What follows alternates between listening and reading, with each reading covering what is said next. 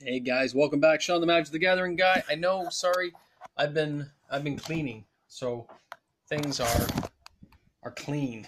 I mean, things had to get done, so I haven't done all my moving around I had hoped, but I wanted to let you guys know I haven't forgotten about you. I've just life gets in the way.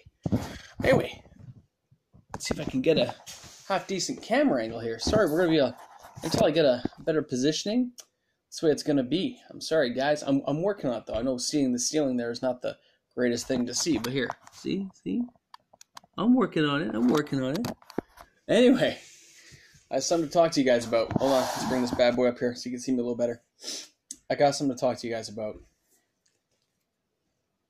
Hour of Devastation. Most people aren't discussing it, but it's something I've been following for a little while, and I don't think people are quite aware. Forget the set, forget if you like it, you hate it, whatever. Here I can get the boxes for about 105 bucks. Think about that. 105 bucks plus taxes like 120. Where most other boxes are going for 150, 160, which means it takes a lot less movement to turn some profit on those types of boxes. And they're sealed. Nobody's expecting them. The set itself goes up and down all the time still. I've been looking at some of the stuff, but it has cards that are still used in a lot of sets. You've got like the Locust God, the Scorpion God, Bolus. You've got cards going up all the time. Now, some cards are going to go up like 50 cents, but who knows if those are going to become desirable later. I'm looking at it going, it's not bad. Certain cards have not seen major increases, but when you start looking at it, you're going, wow, like, that card has some value. It's something to think about. Most people are not thinking about it. Most people are onto these new sets. But as a person who likes to make money, as well as play the game, I have to be able to flip things over once in a while. So a set like that where I can get a case for, say, $700 with tax in, versus Dominaria has jumped almost 200 bucks a box already. I got some of that, thank God, last year at like 105 a box. So I've already almost, doubled my, assuming you can sell it. Remember, the guys, I'm a big proponent of if you can sell it. Now, I was telling you guys before, if you can sell something, you can make some money, but it's only worth what somebody's willing to pay. And what I found lately, like I finally sold some of my Eldrazi versus Zendikar. Now I bought those for about, worked out on average 10 bucks each. I'm selling them for about 38. Plus the shipping, which I don't count because I got to break even on shipping every time. I'm not one of those guys who tries to make money. So we've got the thing making 38. It's a couple of years in. I'm making 28 bucks. That's not a lot of money when you're talking about I had to hold it, ship it, keep it safe. 6 of them I'm gonna make a couple $100, right? Now that's not huge money, but when you do that with numerous other things always in a cycle, you're pulling in little bits of money all the time. Now I haven't tried to clear things out in quite a while. This is my first time doing it. And it's taking a long time, longer than before. But I am starting to finally see some profit on it. So my next thing is the Hours of Devastation. I can see it's at such a good price. It's got some real potential. It's funny when I looked at that, I like to buy the fat packs all the time, guys. I'm a big proponent of fat packs because they have a more limited print run than a lot of the other sets. But when I looked at this, I said, what cards are good? Right? What cards are bringing in money? Are there any bringing in money?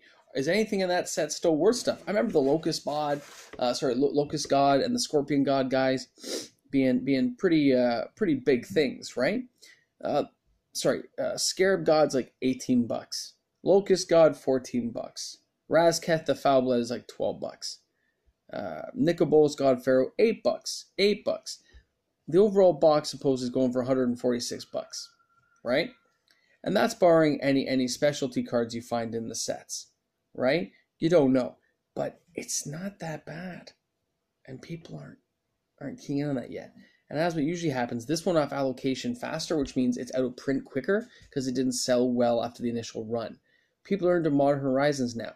I've already seen those prices start to drop, guys. Like they're not holding, and they're not expected to hold right now. They'll go up a little bit because we'll run out of boxes, but overall, it's going to drop, and I would expect that to drop. So now I've got to look for other ways of holding on to stuff, and I think this looks like a pretty good forerunner of what I'm going to be going into. Just a case, nothing fancy. just in case over time, right? I think I'll save up for the next month or so and probably grab some. Now, sometimes this stuff goes on sale too if I can get my hands on my local guy, but right now I'll just say, if I can get it cheap enough, I'll grab a case of it, do my 5 to 7 year flip over, and see how it turns out.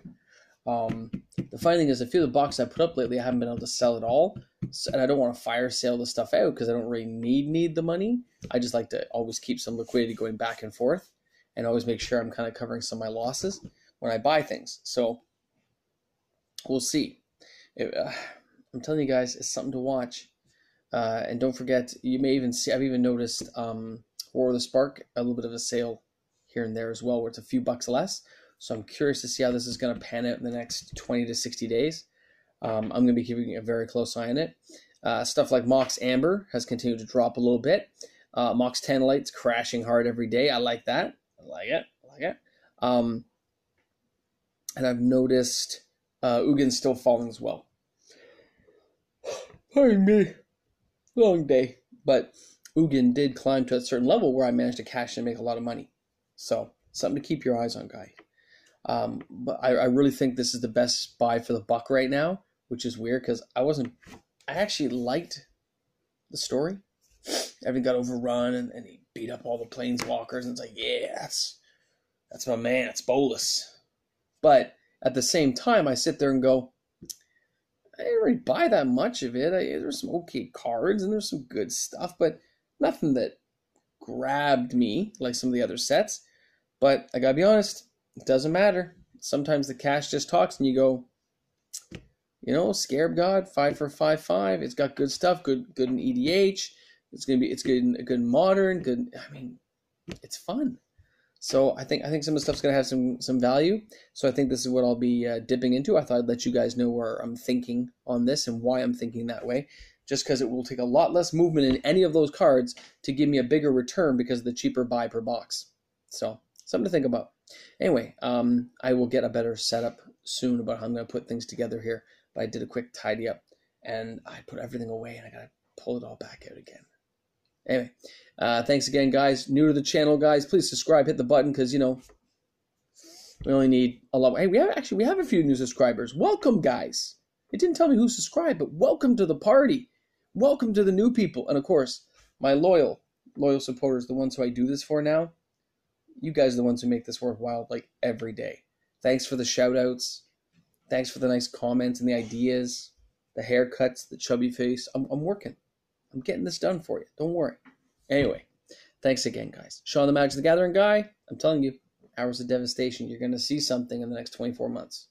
So if you can get it cheap now, you might want to grab a little bit and hold on to it. Okay? Cheers, guys. Have a great one.